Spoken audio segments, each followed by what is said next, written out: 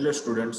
तो आज के लेक्चर के अंदर हम देखने वाले हैं कि माइक्रो प्रोग्रामिंग और माइक्रो प्रोसेसर। ठीक है, तो हमारा सिलेबस इस सब्जेक्ट के अंदर था कि हमारा सब्जेक्ट का नाम पहले तो micro processor and micro programming इस तरीके से दिया गया है। ठीक है, तो इससे पहले भी आपने लास्ट सेमेस्टर के अंदर कंप्यूटर आर्किटेक्चर पढ़ा होगा, तो उसके अंदर पूरे कंप्यूटर के जो मदरबोर्ड है उसके बारे में आपने डिटेल में पढ़ा था। तो यहाँ पे सिर्फ आपको पढ़ना है कि माइक्रो प्रोसेसर और उसके अंदर किस तरीके से कोडिंग की जाती है, उसको किस तरीके से बनाया जाता है। ठीक है, और उसके अंदर कौन कौन सी प्रोग्रामिंग लैंग्वेज की यूज़ की जाती है, तो उसके बारे में आज के लेक्चर के अंदर हम देखने वाले हैं। ठीक है, तो स्टार्ट करते हैं कि माइक्रो प्रोसेसर एग्जैक्टली क्या होता है। तो यहाँ पे आपको बताया गया है कि व्हाट इज माइक्रो प्रोसेसर। तो micro processor any of type of miniature electronics device that are contain the arithmetic, logic and control circuitry necessary to perform the functions of digital computer central processing unit। ठीक है, तो micro processor का काम क्या रहता है कि one type of एकदम मिनिमेचर, एकदम मिनीचर, मतलब जो स्मॉलेस्ट डिवाइस आप बोले जाते जिसकी मदद से हम देख भी नहीं सकते, तो उस डिवाइसेस के अंदर भी सारी प्रोसेस बहुत अच्छी तरीके से होती है। तो इसके लिए उसको इलेक्ट्रॉनिक्स डिवाइस बोला गया है, क्योंकि वहाँ पे वो अपनी तरीके से इस तरीके से कोडिंग की गई होगी, तो इस तरीके से वो सारा इंस्ट्रक्शन डेटा को वो रीड आउट करता है। ठीक है, उसके लिए उसको क्या करना पड़ता है कि तीन चीज़ों की ज़रूरत पड़ती है, arithmetic, logic and control circuitry की। मतलब कंट्रोल किस तरीके से उस डेटा को करना है, किस तरीके से लॉजिक अप्लाई करना है और किस तरीके से एरिथमेटिक अप्लाई करना है। ठीक है, तो ये तीनों चीज़ों को फंक्शनली डिसाइड करके इन लोगों ने क्या किया है कि one type of A central processing unit बनाया है, जिसे यहाँ पे हम माइक्रो प्रोसेसर बोलते हैं। ठीक है, तो इसकी मदद से होता क्या है कि in effect this kind of integrated circuit can interpret and execute program. ठीक है, तो जो भी इंटीग्रेटेड सर्किट है इस तरीके से इंटरप्रेट करता है, एक्जीक्यूट प्रोग्राम को इंस्ट्रक्शन करता है और उसको हैंडल करने की ट्राई करता है, वेल एज अरिथमेटिक ऑपरेशंस। ठीक है, तो यहाँ पे आपको बताया गया है कि जिस तरीके की कैलकुलेशन सिस्टम के पास या फिर माइक्रो प्रोसेसर के पास आती है, तो वो सर्किट के अंदर वन टाइप ऑफ कैलकुलेशन की जाती है। तो जैसे ही कैलकुलेशन यहाँ पे खत्म होती है, तो माइक्रो प्रोसेसर उस डेटा को या फिर जो भी आउटपुट उसको मिला है वो वन टाइप ऑफ उसके जो आउटपुट यूनिट होता है वहाँ पे वो भेज देता है। ठीक है, तो इस तरीके से सारी प्रोसेस यहाँ पे वर्कआउट होती है। तो इस तरीके से माइक्रो प्रोसेसर इसको बोला जाता है। ठीक है, तो आगे बढ़ते हैं कि माइक्रो प्रोसेसर स्टार्टिंग में जिस तरीके से बनाए गए थे, तो उसके अंदर क्या डिफरेंसेस है, अभी के माइक्रो प्रोसेसर के अंदर क्या डिफरेंसेस है। ठीक है, उसकी प्रोसेस किस तरीके से होती है, स्टार्टिंग लेवल में किस तरीके से उसको बनाया गया था। ठीक है, तो वो उसके डायग्राम हम यहाँ पे देखेंगे। तो यहाँ पे देखो, फर्स्ट ऑफ ऑल तो आपको क्या बताया गया है कि स्टार्टिंग लेवल में किस तरीके से माइक्रो प्रोसेसर था। ठीक है, तो 8 बीट का माइक्रो प्रोसेसर था, ओनली फॉर 8 बीट। अभी तो हम यूज कर रहे हैं वो 64 बीट है, मतलब उससे 8 गुना ज़्यादा स्पीड वाला है। ठीक है, और उसके अंदर जो भी प्रोसेस है यहाँ पे बनाया गया, तो वो हमारे मदरबोर्ड के अंदर कहाँ पे लगता है, तो वो भी यहाँ पे आपको बताया गया है कि यहाँ पे इस तरीके से प्रोसेसर i5 i3 जो आप बोलते हो करंटली, ठीक है, वही आपका माइक्रो प्रोसेसर है। तो उसके अंदर की नॉलेज हमें लेनी थी। ठीक है, उसके अंदर कौन कौन सी प्रोसेस एग्जैक्टली होती है, उसकी स्पीड क्या होती है, तो वो सारी चीज़ें हमें देखनी थी। ठीक है, तो ये इसका वन टाइप ऑफ डायग्राम था। ठीक है, प्रैक्टिकली। और जो भी साइड में आपको दिया है कि तो उसका इवोल्यूशन किस तरीके से हुआ है, स्टार्टिंग में 8 बिट का था, तो धीरे धीरे उसके अंदर कौन कौन सी प्रोसेस ऐड की गई है, किस तरीके से उसको कैलकुलेशन में लिया गया, तो वो सारी चीज़ें अब धीरे धीरे आगे बढ़ रही है। ठीक है, और इवोल्यूशन हो रहा है। तो यहाँ पे 9080 के साथ ही 9076 के साथ ही उसका इवोल्यूशन 8085 का हो गया था, पर उसकी जो मेगा हर्ट्स थी, मतलब उसको जो पावर मिलती थी वो सिर्फ 5 मेगा हर्ट्स थी। मतलब क्या हो जाता है कि बहुत ही कम स्पीड के अंदर वो काम करता है, तो बहुत लो वोल्टेज के अंदर काम करता है। धीरे धीरे जिसके इसके अंदर बहुत सारी सर्किट ऐड करती गई, वैसे ही उसकी गिगार्ड्स भी बढ़ती गई, और धीरे धीरे उसके जो अंदर के प्रोसेसर थे, रजिस्टर थे, वो सारे बढ़ते गए, मतलब लाखों में से करोड़ों हो गए। ठीक है, तो इस तरीके से उसके अंदर बहुत सारी प्रोसीजर एक साथ होती रहती है। ठीक है, तभी हमें हमारा जो आउटपुट है वो सही तरीके से मिलता है। तो यहाँ पे आपको 66 मेगाहर्ट्ज तक ही बताया गया है। ठीक है, उससे ज़्यादा नहीं, क्योंकि अभी जो हम यूज़ कर रहे हो वो समथिंग बहुत ही लेटेस्ट है, जिसकी मदद से आप किसी भी चीज़ को यूज़ कर सकते हो। ठीक है, तो वो सारी चीज़ें आपको यहाँ पे बताया गया, मतलब इसका इवोल्यूशन चार्ट आपको बताया गया कि डायग्राम के भी माइक्रो प्रोसेसर एग्जैक्टली क्या होता है, कहाँ पे होता है, किस तरीके से एवोल्यूशन हुआ है, तो उसके बारे में यहाँ पे आपको बताया गया। ठीक है, तो आगे बढ़ते हैं कि इसके अंदर कौन कौन से यूनिट्स आते हैं। ठीक है, उसके अंदर कौन से फंक्शनल ब्लॉक होते हैं माइक्रो प्रोसेसर के अंदर, तो उसकी डिटेल हम ले लेते हैं धीरे धीरे। उसके अंदर किस किस तरीके से सारा डेटा कैलकुलेशन होता है, कोडिंग की जाती है, वो सारी चीज़ें हमें धीरे धीरे देखनी थी। ठीक है, तो जैसे हम आगे बढ़ते हैं तो यहाँ पे आ जाएगा functional block CPU, the arithmetic and logic unit. तो यहाँ पे फर्स्ट ऑफ ऑल तो बताया गया है कि 5 ब्लॉक के अंदर किसी भी तरीके की फंक्शनल डायग्राम मतलब प्रोसेसर है वो वर्कआउट करती है। ठीक है, तो फर्स्ट तो आपको बताया गया है कि functional arithmetic and logic unit, second आपको बताया गया है कि कंट्रोल यूनिट, थर्ड आपको बताया गया कि मेमोरी यूनिट, फोर्थ आपको बताया गया इनपुट यूनिट, और फोर्थ है फिफ्थ है आपके पास आउटपुट यूनिट। ये 5 ब्लॉक का यूज किया जाता है। ठीक है, तो फर्स्ट ऑफ ऑल हम देखेंगे कि arithmetic and logic unit exactly क्या होता है, उसके अंदर किस तरीके से प्रोसेस होती है। ठीक है, तो उसके बारे में बताया गया। तो arithmetic and logic unit is that part of computer that actually perform arithmetic and logical operations on data. ठीक है, तो डेटा के ऊपर किस तरीके से उसकी एरिथमेटिक प्रोसेस करनी है या फिर लॉजिकल प्रोसेस करनी है, तो वो सारी चीज़ें डिसाइड कौन करना है, हमारा एएलयू डिसाइड करता है कि किस तरीके से उसको इंस्ट्रक्शन मिली है कंप्यूटर के फॉर्मेट में, तो उस तरीके से वो सारा डेटा कैलकुलेशन करवाता है।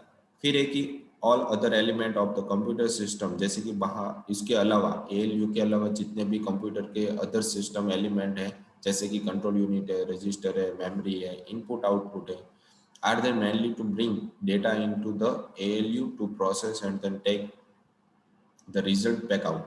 मतलब जिस तरीके से ये सारी डिवाइसेस आपको बताई गई है, तो वो सारा डेटा का काम क्या है कि ALU तक प्रोसेस को पहुंचाना। अब जैसे ही पहुंच जाएगी तो ALU अपनी तरीके से लॉजिकल और एरिथमेटिक ऑपरेशन करेगा, और जो भी उसका आउटपुट मिलेगा उसको वापस जहाँ से आए वहाँ पे बैक कर देगा। ठीक है,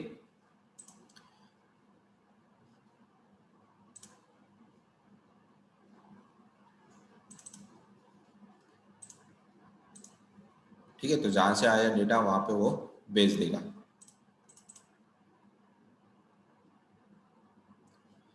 फिर बताया गया कि arithmetic and logic unit and indeed all electronic component in computer are based on use of simple digital logic device that can store binary digits and perform simple boolean logic।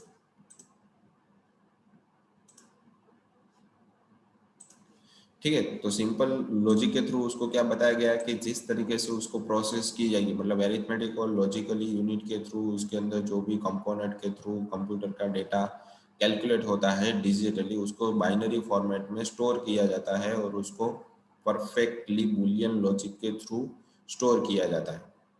फिर दिया गया है कि data are presented to all the ALU in register। These register are temporary storage location within the CPU that are connected by single path of ALU। मतलब जो भी data उसको register के अंदर उसने स्टोर करवाया है वो टेम्पररी स्टोर हुआ होगा, और जो भी उसको सिग्नल मिलेगा, जिस तरीके से CPU को सिग्नल मिलेगा कि उसका जो भी उसकी पुरानी प्रोसेस वो खत्म हो गई है, तो वो क्या करेगा कि नेक्स्ट प्रोसेस को रन करने के लिए सिग्नल के थ्रू ALU के पास भेज देगा। ठीक है, तो इस तरीके से जो भी ALU है उसका काम रहता है कि किस तरीके से प्रोसेस उसको करनी है, और प्रोसेस करने के बाद उसको किस तरीके से हैंडल करना है, तो वो सारी चीज़ें डिसाइड कौन करता है, कंट्रोल यूनिट करता है, और किस तरीके से कैलकुलेट करना है वो डिसाइड करता है ALU। ठीक है, तो ALU का यहाँ पे बहुत बड़ा रोल रहता है कि किसी भी तरीके की प्रोसेस को आपको जनरेट करवानी है, उसका आउटपुट आपको चाहिए, तो उसके लिए आपको क्या करना पड़ेगा, फर्स्ट ऑफ ऑल तो उसकी कैलकुलेशन करवानी पड़ेगी, तभी आपको उसका आउटपुट मिलेगा। और जो भी उसकी आउटपुट है वो चाहे आपको मिलने के लिए पहले ALU के पास डेटा को भेजना पड़ेगा। ठीक है, तो आगे बढ़ते हैं कि एरिथमेटिक लॉजिक यूनिट तो आपको पता चल गया। उसके बाद है कि कंट्रोल यूनिट। तो कंट्रोल यूनिट का काम क्या है, तो कंट्रोल यूनिट का काम यहाँ पे है कि जो भी उसको इंस्ट्रक्शन मिली है वो सारी की सारी इंस्ट्रक्शन को एड्रेस के थ्रू रीड करेगा और जो भी इंस्ट्रक्शन उसको मिली है एड्रेस के थ्रू, उस एड्रेस के थ्रू एएलयू के पास वो डेटा को स्टोर करवाएगा। मतलब एएलयू के पास जब भी वो डेटा भेजेगा तो एएलयू के पास भी खुद के रजिस्टर रहते हैं जहाँ पे वो डेटा को टेम्पररी स्टोर करवाएगा, ताकि उसको बार बार मेमोरी के अंदर जाना ना पड़े और वहाँ पे डेटा फैच ना करना, क्योंकि वहाँ पे वो जाएगा तो टाइम लेगा तो प्रोसेस लेंदी हो जाएगी। ठीक है, तो जल्दी फास्ट तरीके से सारी प्रोसेस हो उसके लिए उन लोगों ने क्या रखा है कि एएलयू के अंदर भी थोड़े बहुत रजिस्टर स्टोर करके रखे हैं, टेम्पररी डेटा बोला जाता है उसको। ठीक है, जिसकी मदद से आपकी प्रोसेस होती है वो फास्ट हो जाती है। फिर यहाँ पे दिया गया है कि द इंस्ट्रक्शन वर्ड, जो भी इंस्ट्रक्शन वर्ड दिए गए हैं वो सारे मेमोरी लोकेशन के अंदर ट्रांसफर किए जाते हैं कंट्रोल यूनिट के थ्रू। फिर this instruction word which is some form of binary, जो बाइनरी फॉर्मेट के अंदर रहता है, is then decoded by logic circuitry in the control unit to determine which instruction is being called for.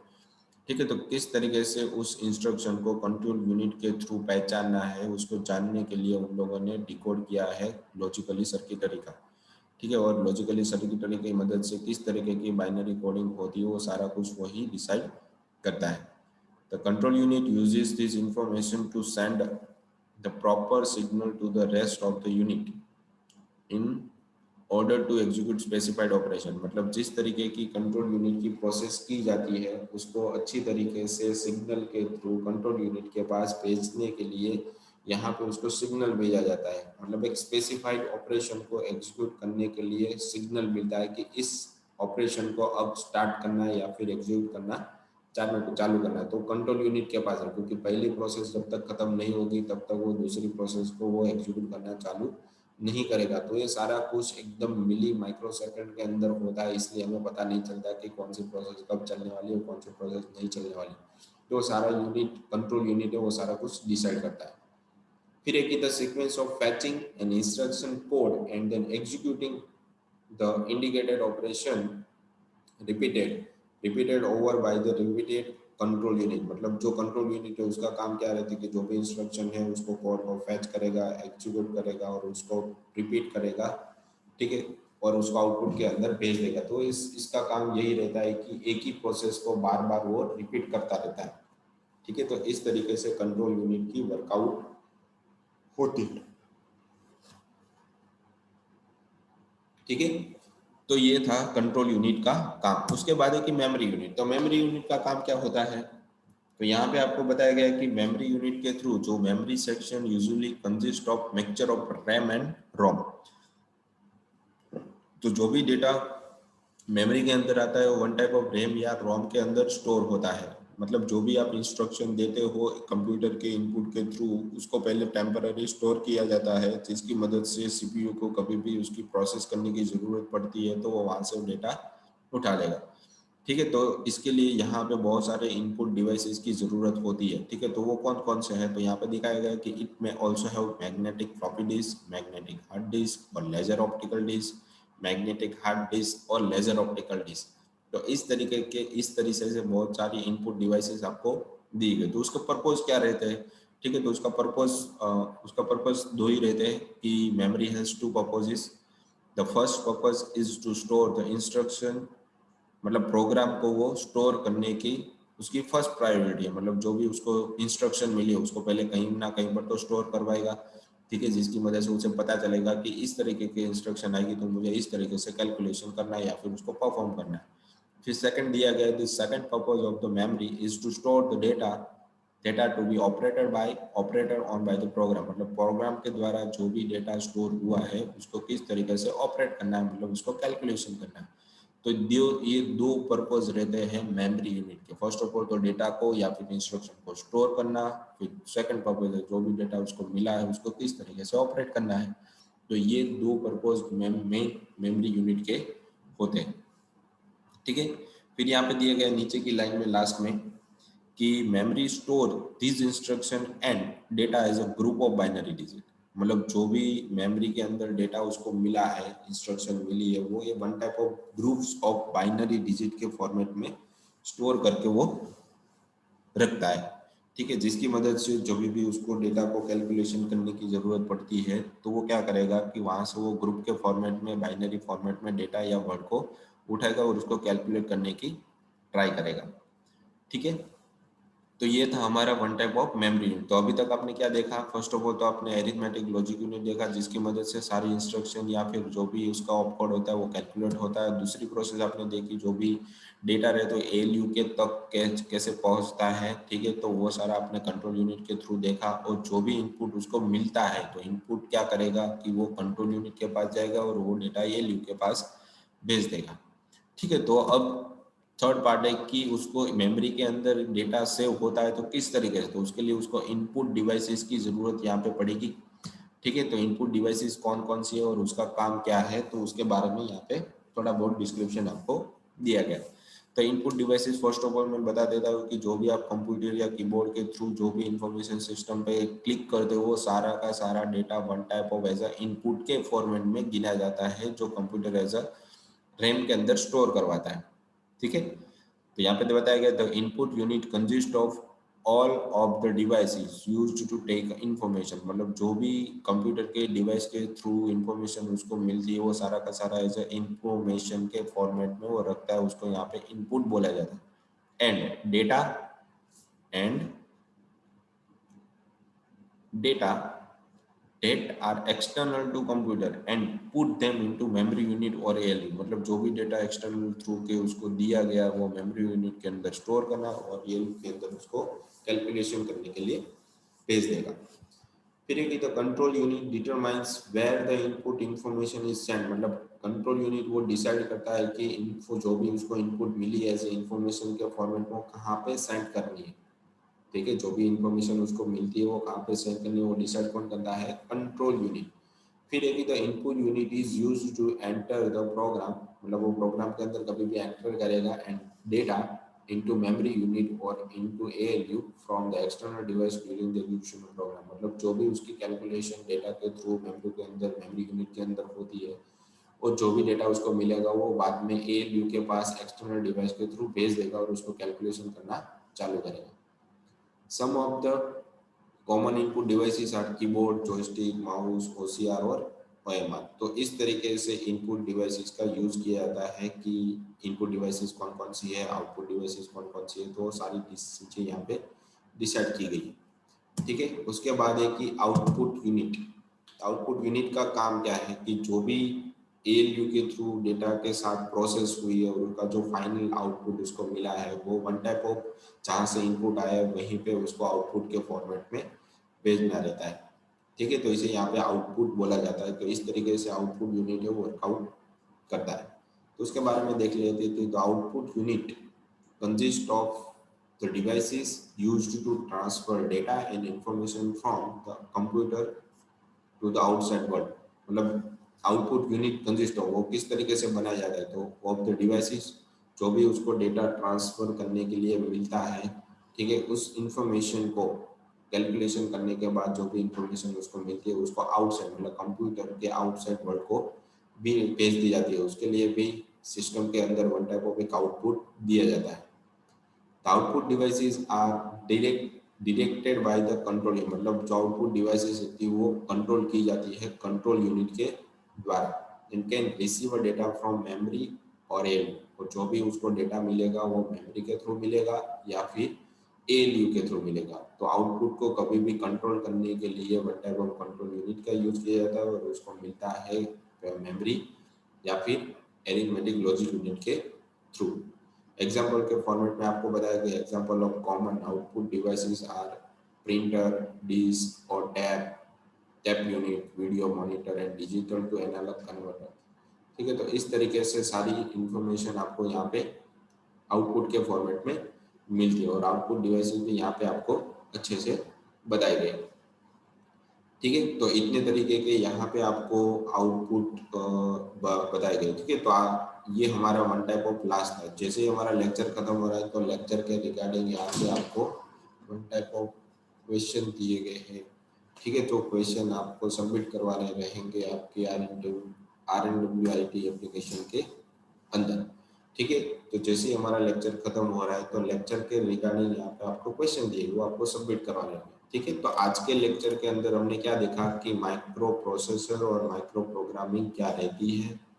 ठीक है, तो माइक्रो प्रोग्राम के अंदर क्या क्या होता है वो चीज़ें, फिर यहाँ पे आपको बताया गया है कि माइक्रो प्रोग्रामिंग क्या होती है या फिर माइक्रो प्रोसेसर क्या रहता है, उसके अंदर क्या क्या चीज़ें आ जाती है, उसकी डेफिनेशन आपको बताई, उसका वर्कआउट क्या है वो आपको यहाँ पे बताया गया। फिर माइक्रो प्रोसेसर के अंदर कौन कौन से फंक्शनल डायग्राम होते हैं, तो डायग्राम मैंने यहाँ पे बता दिया। उसके बाद उसके फंक्शनल ब्लॉक कौन कौन से होते हैं, उसके अंदर कौन कौन सी ये 5 चीजें रहती है जिसकी मदद से सीपी प्रोसेसर अपना सारा कैलकुलेशन करता है और आउटपुट अच्छे से दे देता है। तो यहाँ पे आपको 5 अलग अलग तरीके के ब्लॉक दिए जो सीपीयू के अंदर ऑलरेडी रहते ही है। फर्स्ट ऑफ ऑल तो एएलयू जिसकी मदद से सारी कैलकुलेशन होती है। सेकंड है कंट्रोल यूनिट जिसकी मदद से सारा कुछ कंट्रोल होता है, किसको कहाँ पे क्या भेजना है, किसको सिग्नल भेजना है, किसका कैलकुलेशन करना है, किसकी इंफॉर्मेशन आउटपुट के फॉर्मेट में भेजनी है। ठीक है, फिर मेमोरी यूनिट जहाँ पे डेटा हम टेम्पररी स्टोर कर सकते हैं, उसके 2 पर्पज रहते हैं। फिर इनपुट डिवाइस क्या क्या होती है, आउटपुट डिवाइस क्या क्या रहते हैं, उसका क्या पर्पज है। ठीक है, तो इस तरीके से आज के लेक्चर के अंदर हमने माइक्रो प्रोग्राम के बारे में पढ़ा। ठीक है, तो इसको अच्छे से रीड आउट करना। ठीक है, तो आज के लेक्चर के लिए इतना ही था। Thank you.